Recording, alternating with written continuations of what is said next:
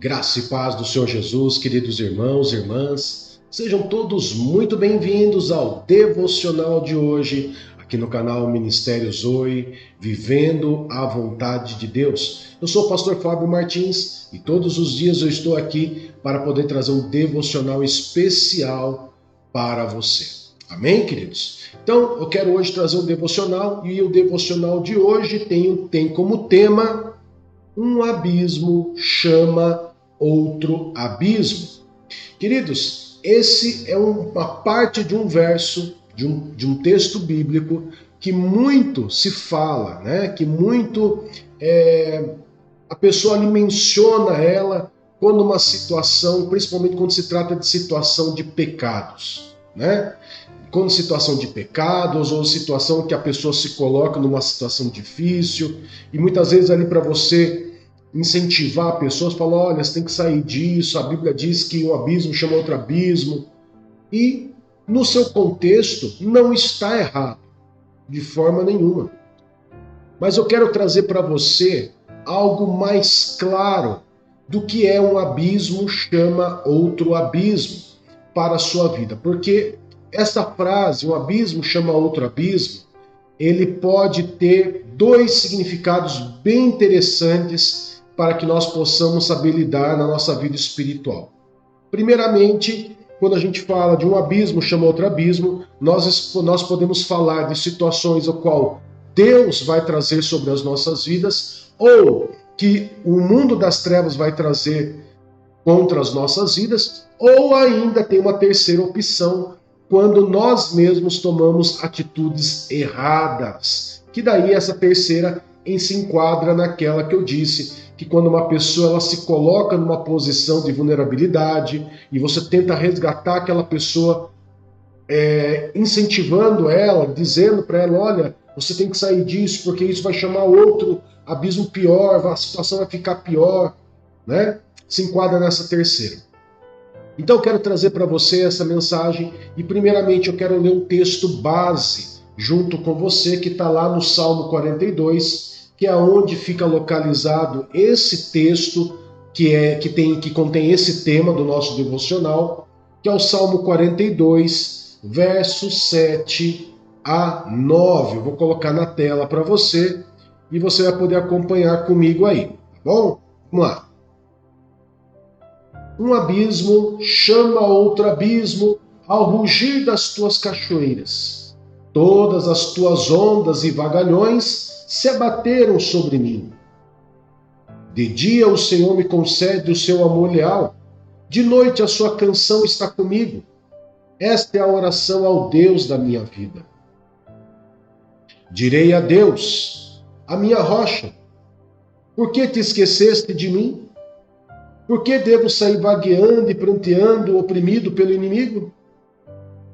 Esse texto, quando você lê, queridos, ele parece meio desconexo, parece. Ele parece que ele não fala exatamente com uma certa clareza. Então, por isso, as pessoas elas começam a tirar conclusões do jeito que elas quiserem.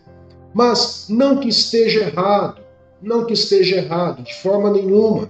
Mas é importante entender que nem tudo isso que o salmista ele escreve, ele coloca como se fosse algo demoníaco, demonizando tudo. Não, nós não podemos demonizar tudo, mas nós temos que ter um discernimento mais claro da situação que nós estamos vivendo. Até porque o abismo chama o outro abismo, ele é característica daquele problema, daquela situação que mal você está saindo e já chega outra, e na hora que você está saindo de uma já chega outra, e daí você sai de uma já chega outra, né? É igual quando você vai na praia. Quando você vai na praia, o que acontece? Você entra, daí você vê uma onda vindo, você, né, ou você pula, ou você mergulha por baixo, mas mal você sai da água, já está vindo outra onda de novo. E daqui a pouco você sai, daqui a pouco outra onda de novo. E se você não tomar cuidado, você vai indo ou contra o mar ao ponto de você ir para lugares mais fundos, ou a onda vai te jogar lá para outro lugar. Então, eu tenho que ter esse discernimento, que muitas vezes esse abismo chama outro abismo. A intenção por trás dessa sequência de ações, adversidade, tribulação na nossa vida, muitas vezes o intuito é nos levar e nos arrastar cada vez mais para longe da presença de Deus, ou nos levar para mais próximos de Deus. Como assim, pastor? Um abismo chama outro abismo, pode me levar para mais próximo de Deus? Sim, pode me levar para mais próximo de Deus, sim. E eu vou te provar isso na Bíblia, tá bom? Por exemplo, queridos, olha só, por exemplo, o caso de Jó. Quando nós olhamos na Bíblia o caso de Jó, a gente vai perceber que Deus olhava para Jó com bons olhos. E a Bíblia começa lá no livro de Jó, capítulo 1, dizendo que Jó era um homem temente, justo, fiel a Deus, que se afastava do mal. Ou seja, ele era uma pessoa muito boa, que andava conforme o que Deus queria. Mas Deus permitiu uma provação. O que é uma provação? Qual que é a diferença de provação e tentação? Eu sempre recebo pedidos de oração e as pessoas falam assim, pastor, eu estou numa provação, e na verdade a gente vê que não é provação, é mais tentação do que provação. Então as pessoas confundem. Então o que é uma provação? A provação é um ato que coloca a pessoa à prova, para poder provar a força moral, a fé, tá? As convicções daquela pessoa. Então, a provação, ela nunca vai te levar a pecar, mas provar se isso que você fala, que você diz ser, eu sou cristão, eu sou fiel, eu sou isso, sou aquilo, é verdadeiro ou não. Ok? Agora, a tentação não. A tentação ele é um impulso para você praticar o pecado, para você praticar aquilo que não é recomendável. Ok? Então vamos lá aqui para o livro de Jó. O livro de Jó, capítulo 1, verso 13. Vamos ver o que aconteceu nessa situação de um abismo chama outro abismo. Vamos ver como que aconteceu no caso de Jó. Então Jó, capítulo 1, verso 13 a 19, eu vou colocar na tela para você. Opa, aí, agora foi. Verso 13 a 19. Certo dia, quando os filhos e as filhas de Jó estavam em um banquete, comendo e bebendo vinho na casa do irmão mais velho, um mensageiro veio dizer a Jó: os bois estavam arando e os jumentos pastavam por perto, quando os sabeus os atacaram e os levaram embora. Mataram a espada os empregados, e eu fui o único que escapou para lhe contar. Enquanto ele ainda estava falando, chegou outro mensageiro e disse: fogo de Deus caiu do céu e queimou totalmente as ovelhas e os empregados, e eu fui o único que escapou para lhe contar. Enquanto ele ainda estava falando, chegou outro mensageiro e disse: os caldeus vieram em 3 bandos, atacaram os camelos e os levaram embora. Mataram a espada os empregados, e eu fui o único que escapou para lhe contar. Enquanto ele ainda estava falando, chegou outro mensageiro e disse: os seus filhos e as suas filhas estavam em um banquete, comendo e bebendo vinho na casa do irmão mais velho, quando de repente um vento muito forte veio do deserto e atingiu os 4 cantos da casa, que desabou sobre eles. Todos morreram, e eu fui o único que escapou para lhe contar. Se tem um texto que signifique mais sobre um abismo chama outro abismo, na área de provação, é Jó. Porque você imagina, queridos, a linha de notícias que chega para ele, do verso 13 ao verso 19. Mal acabava um, chegava outro. Mal acabava uma notícia, chegava outro. Mal acabava um, chegava outro. Agora, olha só que interessante, que na provação, as notícias chegam até você. As notícias vão até você para provar o seu comportamento de fé. E o livro de Jó, no capítulo 2, o verso B apenas, a parte B, diz o quê? A parte B diz assim, ó: em tudo isso, Jó não pecou com os lábios. Então a provação, ela tem que experimentar você para saber se você é realmente esse homem, essa mulher temente a Deus, como você disse é. Então pode vir um abismo chamar outro abismo da parte de Deus? Pode. Uma provação. Deus permitiu a provação sobre a vida de Jó. E Jó não pecou em tudo. Jó não pecou com seus lábios. Você entendeu isso, queridos? Uma outra situação muito interessante também, de um outro personagem bíblico, é de Jonas. Embora não fosse uma provação, mas Jonas desobedeceu a Deus. Ele desobedeceu a Deus e ele sentiu na pele esse abismo chamando outro abismo na vida dele. Por quê? Por causa da desobediência. Ou seja, um abismo chama outro abismo, ele também pode ser uma questão corretiva, trazendo uma correção de direção na vida de uma pessoa. E não somente, como a gente pensa, um abismo chama outro abismo, é só coisa ruim. Não.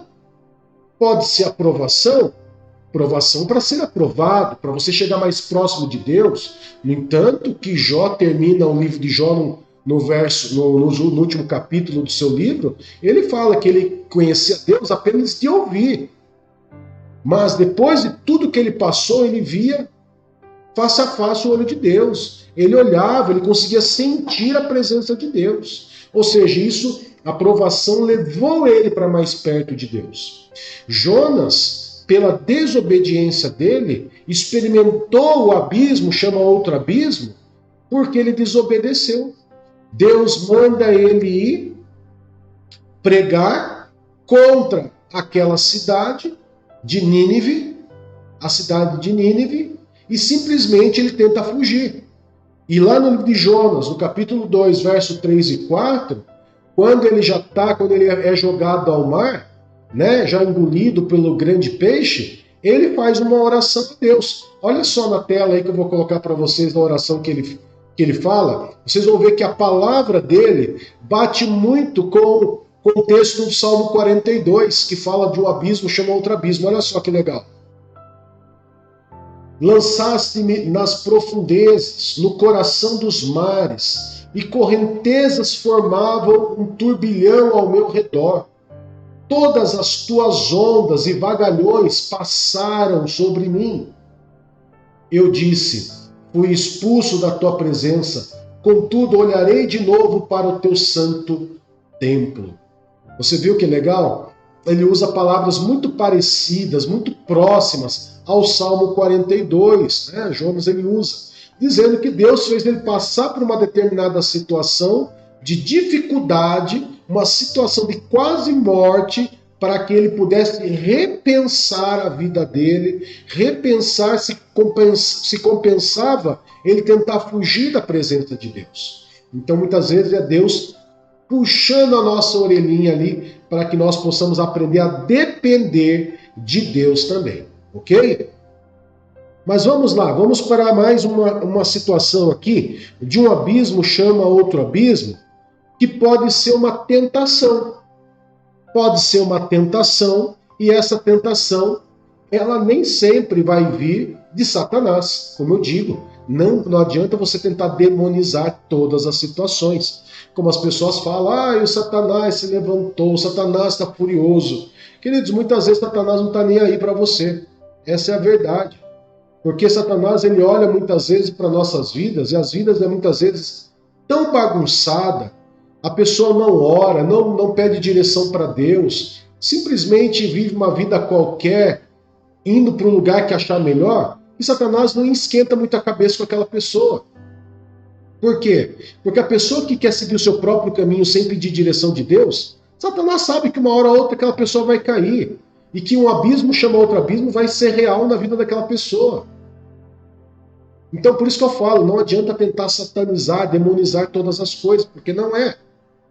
Ok? Mas vamos lá. Um abismo chama outro abismo, ele pode ser uma tentação, ele pode ser também um pecado chamando outro pecado.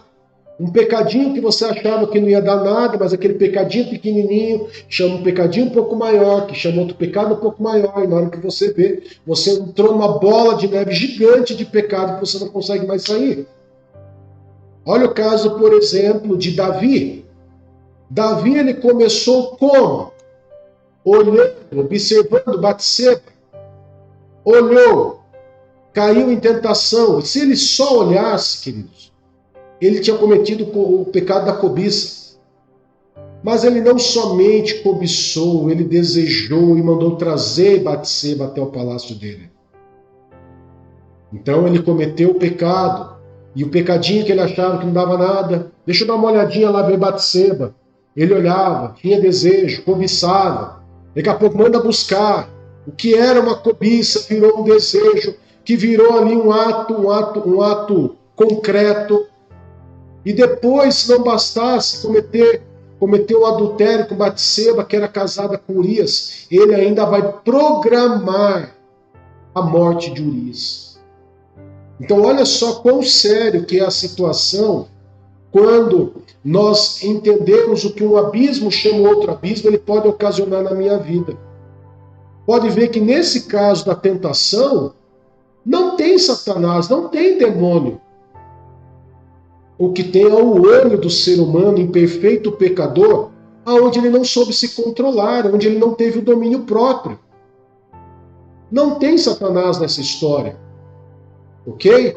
Mas, dentro dessa história, lá no livro de 2 Samuel, capítulo 11, você consegue ver essa história do adultério de Davi com Batseba e a morte de Urias. Você vai perceber isso lá em 2 Samuel, capítulo 11.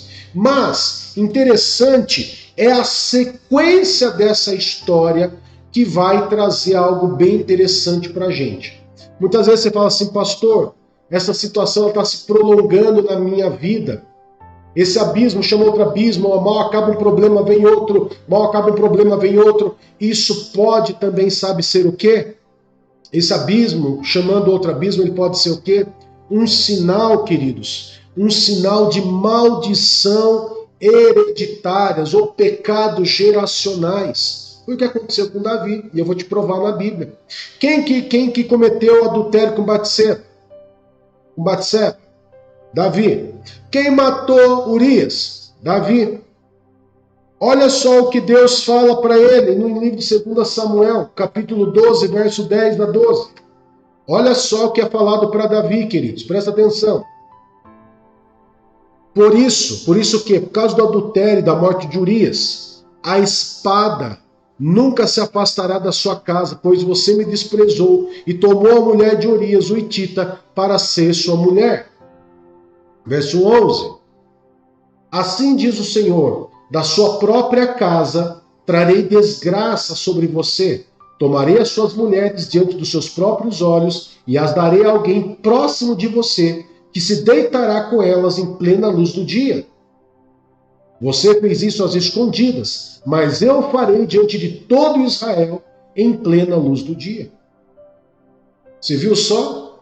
É sinal de maldição. E como eu sempre falo, maldição não foi Satanás que criou, maldição foi o próprio Deus. Por que Deus criou a maldição? Para corrigir o homem, para trazer um pisca-alerta ali na vida do ser humano, para falar, opa, eu estou fora dos caminhos de Deus, eu tenho que voltar para os caminhos do Senhor.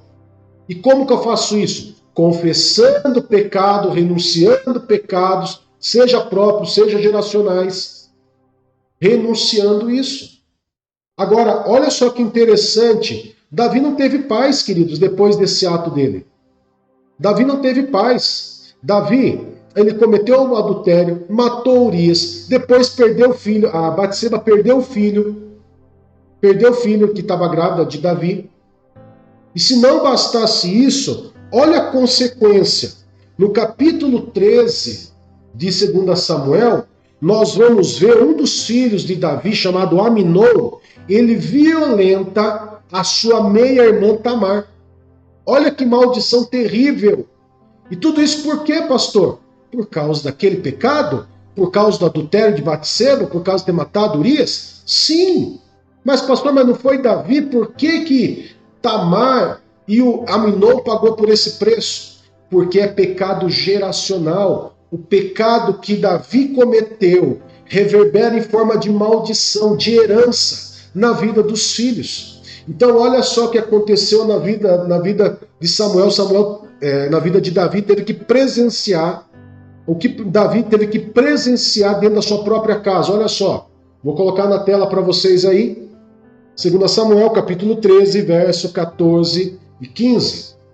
Aminon, porém, não quis ouvi-la. Ouvi-la quem? Tamar. E sendo mais forte que ela, Tamar, violentou-a. Logo depois, Aminon sentiu uma forte aversão por ela, mais forte que a paixão que sentira. Então disse: levante-se e saia. Então olha só, queridos, como que a maldição ela é? Ela é algo terrível. Davi mal tinha se recuperado de todas essas situações que estavam acontecendo na vida dele, e agora ele tem que ver ali o seu filho Aminon violentando a sua meia-irmã Tamar. Porque Aminon, do nada, se sentiu apaixonado por Tamar. Mas a gente percebeu que a maldição é algo tão séria que quando ele acaba de violentar Tamar, ele simplesmente tem o quê? Aversão. Ele pegou uma aversão à própria irmã e expulsou ela do quarto dele. E Davi teve que ver isso na sua vida. Mas se não bastasse isso, que ele não parou. Por quê? Logo depois, Absalão, que é também um dos filhos de Davi, foi lá e matou Aminon, que tinha violentado Tamar. Olha só quanta coisa horrível. E Davi, tudo isso. Então você imagina isso vindo na cabeça de Davi. Um abismo chamando outro abismo por causa do quê? De um pecado inicial. De um ato inicial. Então você vai ver isso no livro de 2 Samuel, capítulo 13, verso 28 a 29.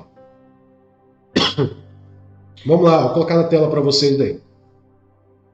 Absalão ordenou aos seus homens: ouçam, quando Aminon estiver embriagado de vinho e eu disser: ataquem Aminon, vocês o matarão. Não tenham medo, não fui eu que ordenei a vocês? Sejam fortes e valentes. Assim, os homens de Absalão mataram Aminon, obedecendo às suas ordens. Então todos os filhos do rei se levantaram e, montando cada um a sua mula, fugiram. Vocês viram só, queridos? E não para por aí, eu trouxe aqui alguns pontos, mas você vai ver que depois o próprio Absalão ele se levanta contra o próprio pai, tentando dar um golpe no próprio pai. E a situação, querido, ela só vai se agravando. Então o abismo chama outro abismo, não é somente relacionado a pecados pessoais, relacionados a pecados geracionais, mas um abismo chamando outro abismo também faz referência ao que Deus ele pode estar tentando fazer na minha vida e na tua vida para nos levar para mais perto dele. Pastor, diante dessas situações, o que eu devo fazer? Diante dessas situações de um abismo chamando outro abismo, seja ela por uma provação, seja ela por uma correção, seja ela por pecados pessoais, seja ela por pecados geracionais, seja ela por uma tentação demoníaca, como Satanás, por exemplo, tentou Jesus no deserto. Como que eu faço para vencer? Simples. E aqui de toda essa mensagem que você está ouvindo, vem uma chave principal para nós encerrarmos. 1 Pedro, capítulo 5, verso 6, que nos ensina algo poderoso. Que diz assim: portanto, humilhem-se debaixo da poderosa mão de Deus, para que Ele os exalte no devido tempo. O segredo de tudo isso, de você passar por essa situação, vencer, aprovando, vencendo, superando, lidando com toda essa situação de um abismo chamando outro abismo, é você se humilhar debaixo da poderosa mão de Deus. O que é se humilhar debaixo da poderosa mão de Deus, querido? É se submeter à vontade de Deus, fazer exatamente o que Ele está ordenando, não se desviar nem para a direita, nem para a esquerda, mas exatamente seguir o caminho que Deus mandar. Porque os pensamentos do Senhor, os caminhos do Senhor são maiores e melhores do que os nossos. Amém? Eu quero agradecer você que teve esse tempo especial dividido aqui com a gente. Que Deus abençoe grandemente a sua vida. E claro que eu vou convidar você a se inscrever, curtir, comentar e compartilhar na nossa mensagem. Amém? Vamos orar? Querido Pai, em nome de Jesus, nós louvamos e adoramos o teu santo nome e agradecemos ao Senhor por mais essa palavra que o Senhor nos trouxe. Um abismo chama outro abismo. Aonde na nossa mente, Pai, tinha algo somente maléfico, demoníaco, nós começamos a entender e a compreender os desígnios do Senhor, os ensinamentos do Senhor, a correção do Senhor para com a nossa vida. Muito obrigado, Pai, porque o Senhor nos ensina, porque o Senhor nos ama. Consagramos ao Senhor esse dia, consagramos ao Senhor, Pai, toda a nossa casa e a nossa família, e tudo seja para a honra e a glória do teu santo e poderoso nome. Amém e graças a Deus. Que Deus te abençoe, que Deus te guarde. Até mais. Tchau, tchau.